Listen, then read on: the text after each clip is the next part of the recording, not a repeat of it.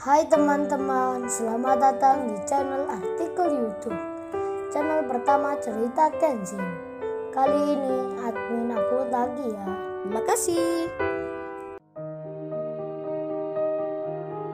Kisah pemuda kaya, anak bos besar, pemilik 73 perusahaan, yang menjadi cleaning service. Episode 730, bagian pertama. Kaori melihat handphonenya, berbunyi tanda ada pesan yang masuk. Kaori pun mengangkatnya. Kaori melihatnya, namun tiba-tiba mamanya memanggilnya. Kaori ada Lala di luar. Kamu cepat temui Kaori. Kaori pun belum sempat melihat pesannya. Belum sempat membaca siapa yang mengirimnya. Karena bersamaan itu, ada banyak pesan yang masuk di WhatsApp-nya. Kaori lalu meletakkan kembali handphonenya. Dikira Lala tadi yang menghubungi. Kaori pun berjalan, menemui Lala di luar, sedang Iwan yang di Jerman, lagi di tempat kopi bersama Paijo. Iwan pun lalu bicara, Jo Paijo, kalau besok lu menikah dengan Wati temannya Ririn. Ingat Jo, mertuamu itu sama juga dengan orang tuamu. Jangan bersikap tak sopan pada mertuamu. Jangan merendahkan dan menghinanya. Lebih-lebih akan menipunya. Mau sama anaknya sama juga hormat pada keduanya. Jangan seperti tetanggaku Jo. Belum menikah sudah berencana kejahatan dengan temannya. Mertuanya mau ditipu demi mencari keuntungan. Jangan seperti itu Jo kamu nantinya. Paijo menjawabnya. Oh, kalau itu si laki-laki yang hina Dinawan. Mertua sendiri mau ditipu demi keuntungan. Mending dia nyebur ke sungai saja Wan Iwan. Daripada menjadi duri dalam daging. Luarnya baik dalamnya busuk. Percuma kaya kalau pekerjaannya menipu. Iwan menyahutnya. Wah, nggak nyambung Jo, lu bikin peribahasa. Aku tak tahu maksudnya apa Jo. Iwan tertawa. Tiba-tiba di samping Iwan berdiri seseorang dan berkata, "Hei, kalian bicara apa barusan? Apa kalian menyindir kita berdua? Kurang ajar sekali orang sepertimu. Berani-beraninya berkata begitu. Asal lu tahu, namaku Marcel. Punya perusahaan di Jerman ini. Gua kerja bukan ikut orang. Tak sepertimu yang jadi pembantu rumah tangga di sini." Temannya Marcel yang bernama Yanti pun bilang, "Iya, dasar lu orang tak tahu diri. Kerja babu saja dibangga-banggain." Kasar sekali bicaranya Yanti. Menghina tak pakai perasaan. Meskipun demikian, Iwan dan Paijo tak marah dan emosi. Iwan malah menjawab dengan santai sekali. Iwan berkata, "Lo Anda berdua kenapa marah pada saya? Memangnya lu kenal dengan kita?" Jo Paijo, apa lu kenal orang-orang ini Jo? Kok tak ada angin tak ada hujan? Marah-marah di sini. Paijo membalasnya, "Kagak tahu Wan, kagak kenal Wan gua Wan. Mungkin mereka ini salah orang kali Wan." Iwan lalu bertanya, "Oh ya, kita memang kerjanya sebagai pembantu bro. Saya bangga bisa membantu-bantu kerja. Menjadi pelayan dari bos besar. Kita juga teman dari anaknya. Anaknya bernama Kenshin, dipanggil Tuan Muda." Yanti itu menjawabnya, "Gua kagak tanya lu. Ngapain lu kenalkan orang tak penting tak terkenal begitu? Gua aja seorang bos, lu malah pamer majikanmu. Marcel ini juga sama punya banyak pegawai, lu malah bangga. Lu kagak punya malu apa pamer-pamer kita? Pakai menyindir-nyindir Marcel segala." Iwan menjawabnya, "Oh, itu aku beritahu Mbak, aku kenalkan. Nama anaknya Tuan Muda itu bernama Kenshin. Jadi siapa tahu kalau besok kalian berdua bertemu. Mbaknya bisa bilang menyebut nama kita, Iwan dan Paijo. Kita teman baiknya." Iwan sengaja bercanda, memperkenalkan Kenshin. Dan Marcel menjawabnya, "Awas nanti kalian kalau bertemu lagi di negara yang sama. Kalian dan majikanmu yang bernama Kenshin itu akan kuberi pelajaran." Yanti juga berkata, "Sudah Marcel, jangan kita bicara dengan para pembantu ini. Tak ada gunanya, tak ada pentingnya. Salam buat majikanmu yang bernama Kenshin. Nanti kalau dia cari pekerjaan suruh ke rumah gua. Ada pekerjaan jadi pembantu bersih-bersih selokan." Iwan pun menjawabnya, "Baik, nanti aku sampaikan." Setelah itu orang yang bernama Marcel dan Yanti berpindah tempat duduknya. Sedang Tuan Putri Julia dan papanya Mr. Satan, mereka yang ada di dalam rumah sakit, akan segera dibawa ke kantor polisi. Di saat itu Kenshin yang bermain bersama Diana, bersama Chikamichi dan Narnia, didatangi keluarga Pak Bargali. dan juga keluarganya Maya, serta keluarganya Wati. Pak Bargali itu berkata, "Oh ya Tuan Muda Kenshin. Saya Pak Bargali, selaku kepala dari keluarga besar ini, mengucapkan mohon maaf atas kejadian di waktu yang kemarin. Kami semua merasa bersalah sekali. Sekarang malah Tuan Muda menolong dan menyelamatkan cucu saya. Oleh karena itu, saya sangat-sangat berterima kasih pada Tuan Muda Kenshin. Kalau Anda butuh apapun saya siap membantu. Maunya kita memberikan hadiah rumah dan mobil mewah." Tapi Tuan Muda pasti tak berkenan menerimanya. Istri Pak Bargali serta Natalia pun sama, mengucapkan terima kasihnya pada Kenshin. Bahkan Karina adiknya Natalia pun menghampiri pula. Karina nekat bicara dengan Kenshin. "Oh ya makasih ya Mas Kenshin ya namanya.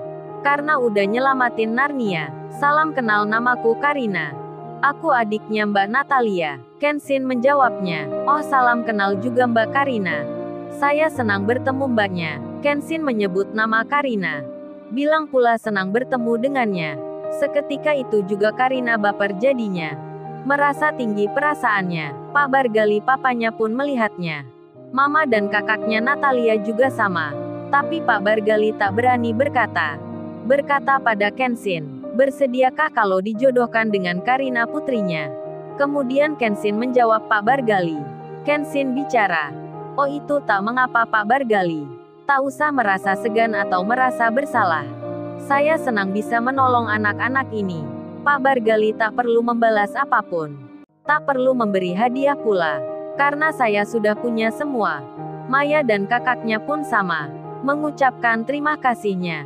Mereka bicara pada Kenshin, dengan rasa yang begitu senangnya. Anggun pun tak luput ikut di situ. Dekat-dekat dengan Kenshin. Si Rena pun melihatnya, jadi merasa aneh dirinya. Kemudian Wati temannya Ririn juga menghampiri. Wati sama seperti yang lainnya, merasa berhutang budi pada Kenshin. Kemudian Narnia digendong Pak Bargali. Cika dibawa Maya. Michi pun bersama Wati. Diana ingin ke tempat mamanya. Kenshin pun mengantarnya. Sedang para pimpinan perusahaan dari berbagai negara mengikuti Kenshin, mereka mendampingi Mr. Satan dan putrinya Julia melihatnya. Diana diantar ke tempatnya. Mereka yang masih sedih dan terpukul hatinya. Perasaan gelisah takut resah akan dipenjara seumur hidupnya. Melihat Kenshin yang datang ke arahnya. Kenshin sambil menggendong Diana kemudian bilang, Diana, ini sudah sampai di sini. Diana turun ya kakak mau pulang." Julia dan Mr. Satan melihatnya. Tapi Diana tak mendengar kata Kenshin. Malah Diana bilang dan menyebut Kenshin. Papa. Sambil menggerakkan badannya, Diana berkata begitu dengan senangnya. Masih tak mau turun dari Kenshin. Hingga Kenshin kemudian bilang. Tanpa sadar Kenshin bicara, Diana ikut mama dulu ya. Papa mau kerja. Mendengar apa yang diucapkan Kenshin, Julia sangat-sangat begitu kagetnya. Rasa sedih akan dipenjara seumur hidupnya langsung terlupakan olehnya. Diana pun juga sama, jadi mau turun mendengar kata Kenshin. Bahkan Kenshin mengulang kalimatnya, Diana nggak boleh nakal ya.